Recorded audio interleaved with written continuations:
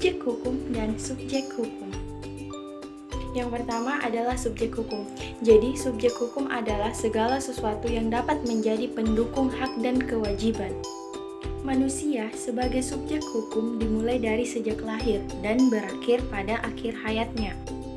Subjek hukum terbagi menjadi dua jenis. Yang pertama adalah manusia dan yang kedua adalah badan hukum.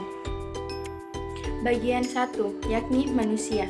Manusia yang dianggap telah cakap di mata hukum yakni orang dewasa yang berusia 21 tahun dan berakal sehat.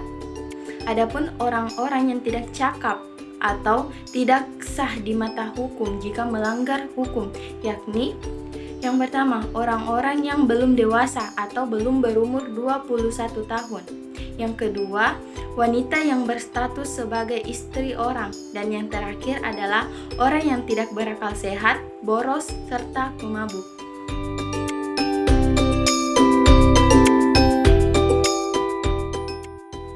Nah, bagian kedua adalah badan hukum. Jadi, badan hukum adalah subjek hukum yang dapat melakukan hukum, mengelola hukum, seperti layaknya manusia.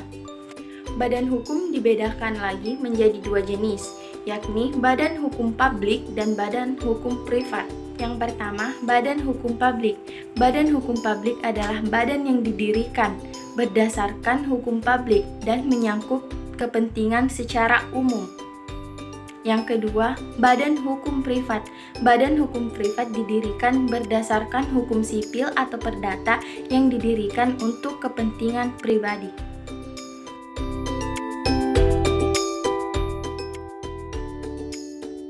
Nah, selanjutnya objek hukum. Menurut pasal 499 KUH Perdata, objek hukum adalah benda. Benda adalah segala sesuatu yang dapat membantu subjek hukum. Nah, teman-teman, benda dapat dibedakan lagi menjadi dua jenis, yakni benda bergerak dan benda tidak bergerak. Bagian 1, benda yang bergerak.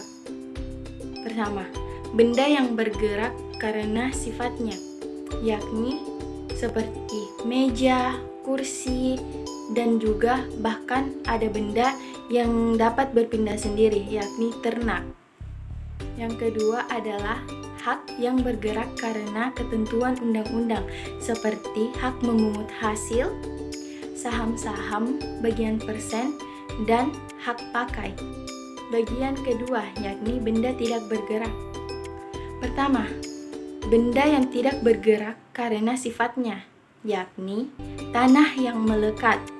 Kedua, benda yang tidak bergerak karena tujuan pakainya seperti alat-alat yang ada di dalam mesin.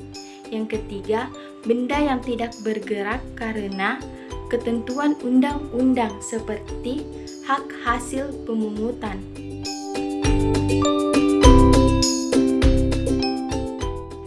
Baik, cukup sekian materi dari saya. Semoga dengan video ini teman-teman dapat lebih mengerti lagi tentang apa itu subjek hukum dan objek hukum. Semoga video ini dapat bermanfaat untuk teman-teman sekalian. Assalamualaikum warahmatullahi wabarakatuh.